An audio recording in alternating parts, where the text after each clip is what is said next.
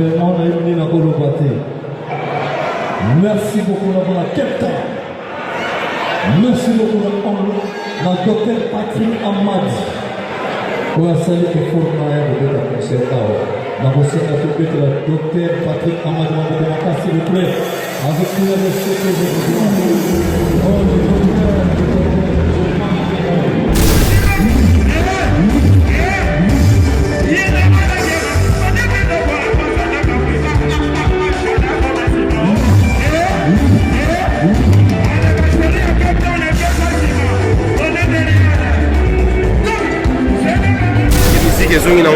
Cape Town, s'il continue à parler, ça c'est lui, on connaît son comportement, mais ça c'est déjà enterré. Voilà, qu'on en parle. Il se comporte comme un vrai intellectuel. Okay. Alors l'intellectualisme, ce n'est pas dans le diplôme. L'intellectualisme, c'est un état d'esprit, c'est dans le comportement. D'accord. Alors tout ce que Zachary fait, opinion publique et Zomona, il est en train de décevoir tout le monde, alors non, on ne va pas le suivre.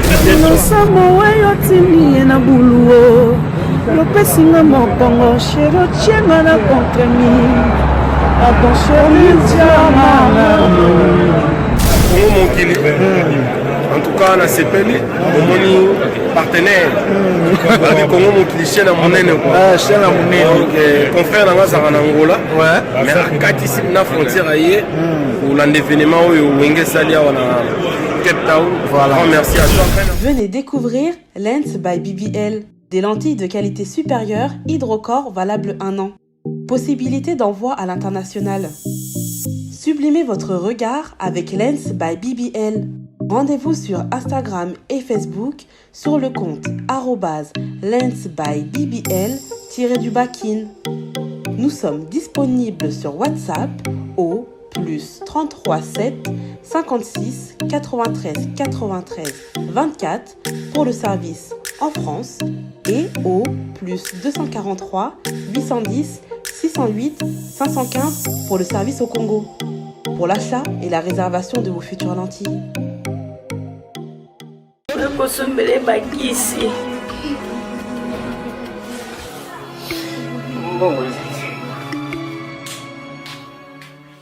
Enfin, avec le projet Congo Mokili Mavros, bayeli biso gratuité à santé. Bazali kotonga ba centre de santé na ba quartier inhospitalier ya ville ya Kinshasa. Nyonso ekozala ya ofele. Misala ebandi deja na Kindele pe na Maluku. Yope sala lokola baninga na 10 €, 100 €, 1000 € na yo contribuer pour na kosunga bandeko na Kinshasa. Tala na se ya video na description okomona lien ya cagnotte. Cliquez lien ya cagnotte et kofungolela page oyo. Cliquez na je contribue. Otie montant au Kokoka. Aucun mode de paiement, soit PayPal, ton compte bancaire. Congo Mokili avec le projet Mavros, Bayeli Bisso, gratuité. D'accord, mesdames et messieurs, nous sommes à Monsieur Mokomo dans la Café Room. Ouais, le Raïm. Le Raïm, Café Room. C'est au point de Bino, hein. Aïe, il y a un cas de côté Boza.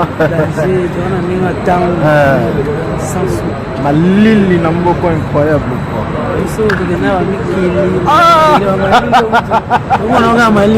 D'accord. Alors, mon frère, Denis va un bel boulot. En tout cas, dans Cape Town, mais au sein de Denis, n'a fait un combattant, un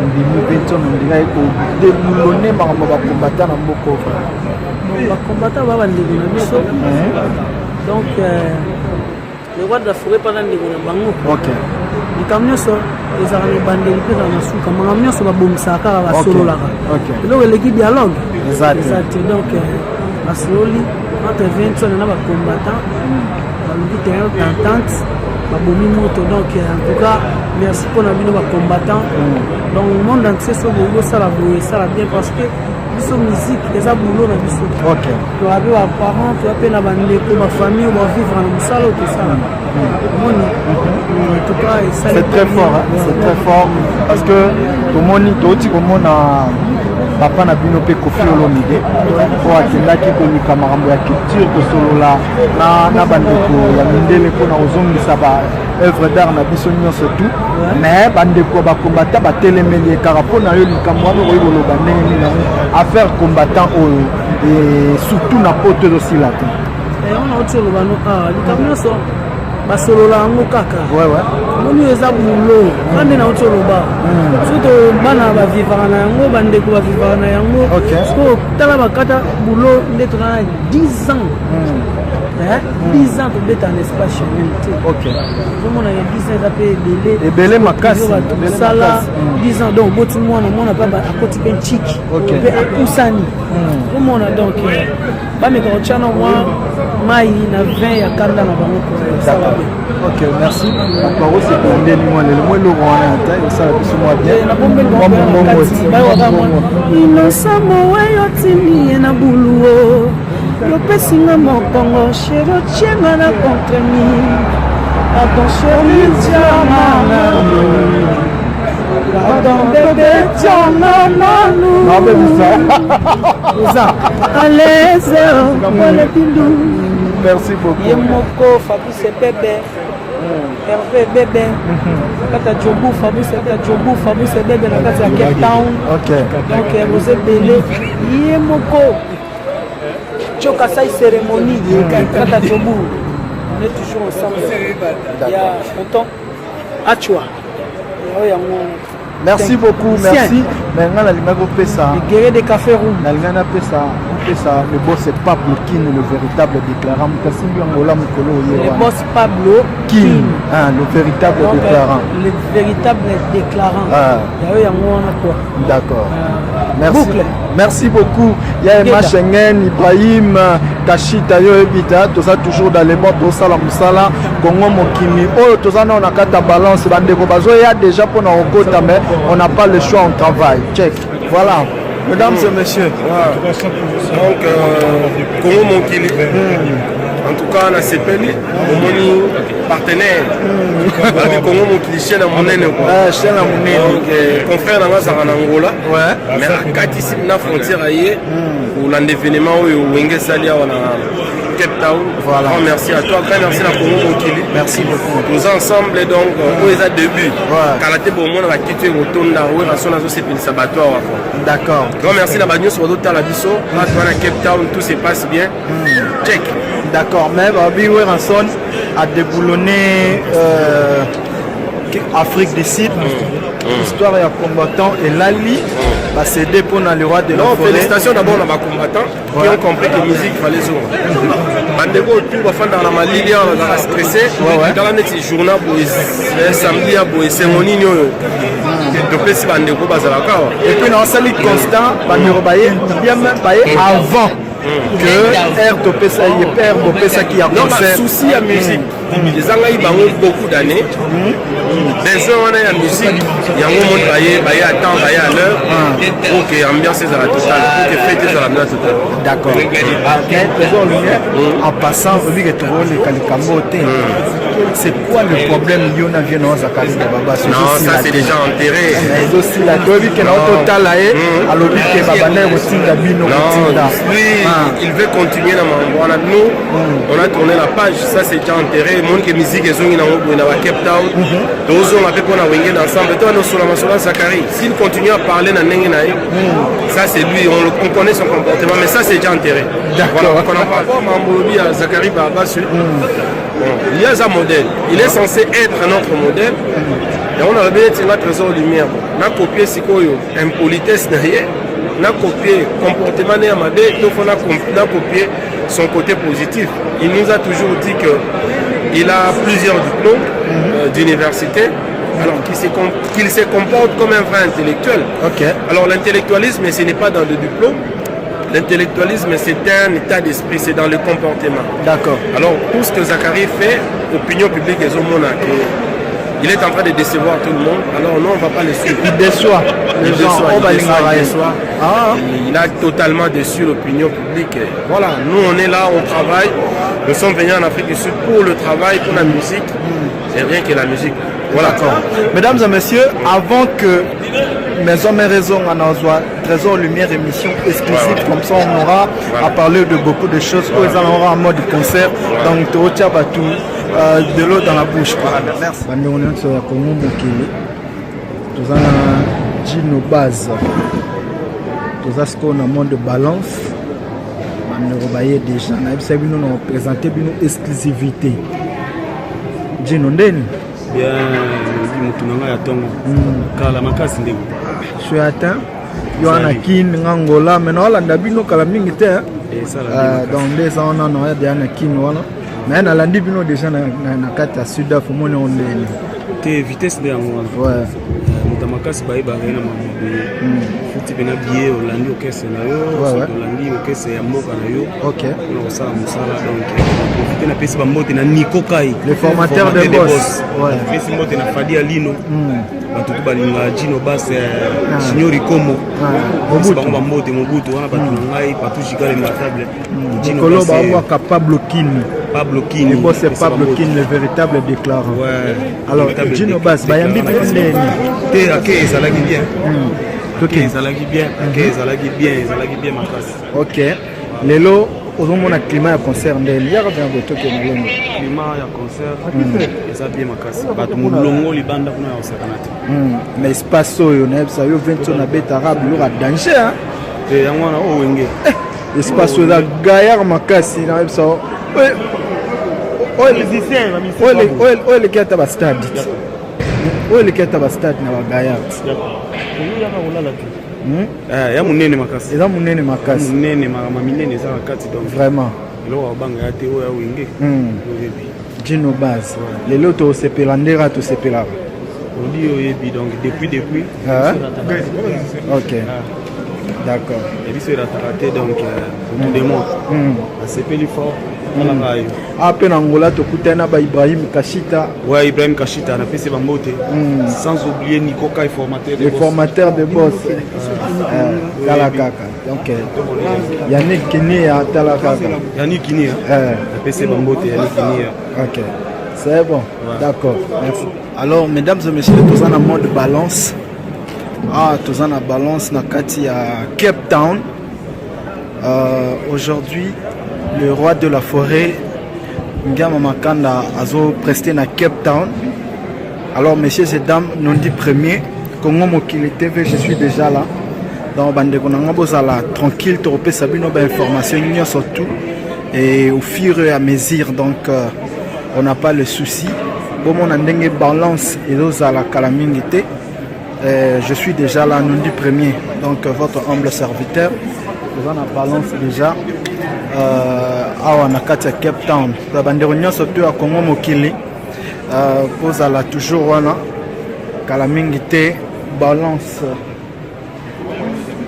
Donc je vais devoir vous présenter les images ndenge nini yango balance erosalema tout ça là et bozala toujours connecté. Congo Mokili toujours en puissance. Je vous avais promis les images ya balance na opesa bino ba exclusivité ndenge ezoleka nakati ya Afrique du Sud dans Cape Town. Donc il n'y a pas de souci. Nous surtout ça contrôler, la presse est déjà là, nous dit premier, vous voyez. C'est très bien organisé dans la carte ya presse nangai. Encore une fois, merci à nos partenaires, nous surtout à nous dit premier.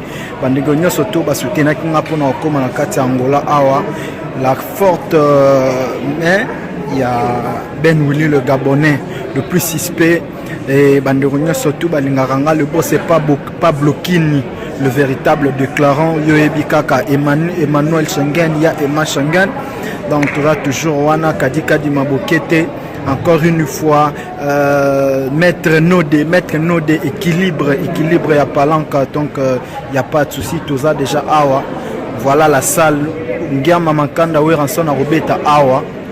Donc awa côté bozomona awa lelo prestation ezali awa le roi de la forêt akobeta awa bozomona donc l'organisation yango mise en place ezosalema déjà.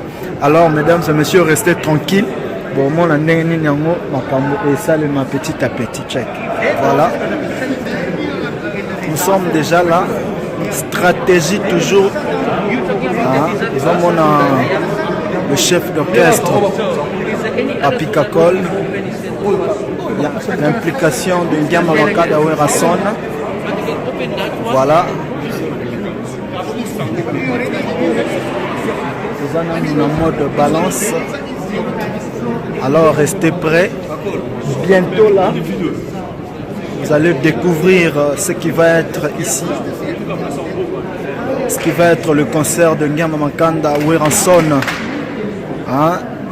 Il y a Cape Town.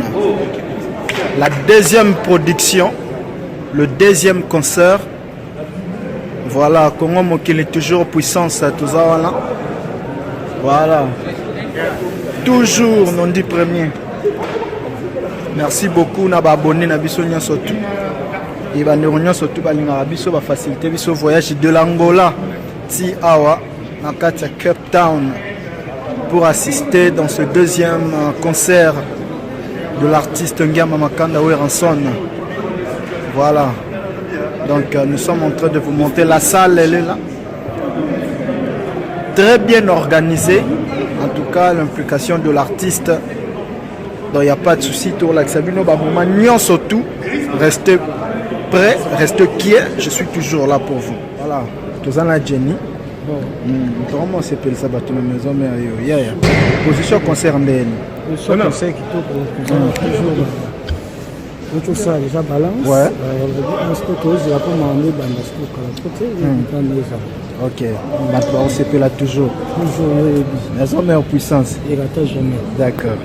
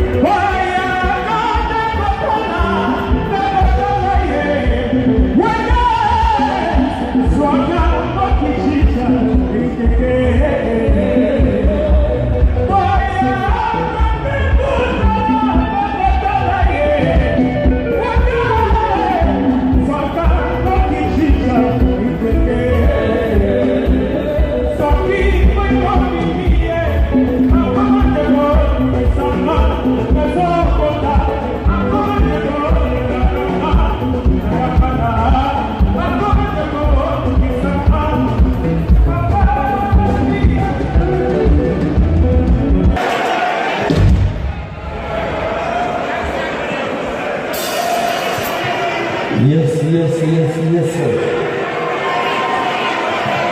Well, so I like everybody.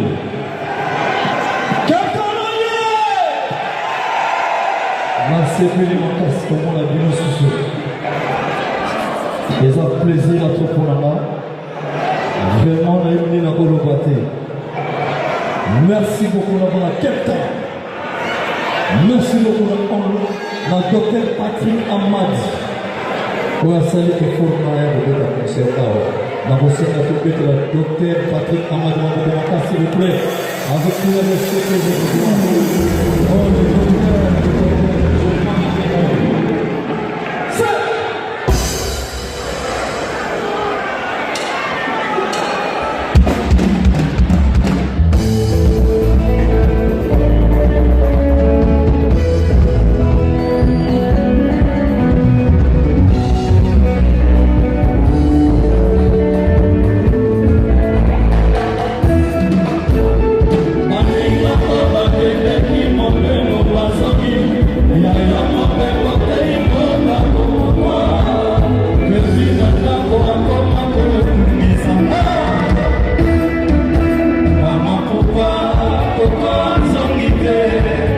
Pourquoi, pourquoi, pourquoi,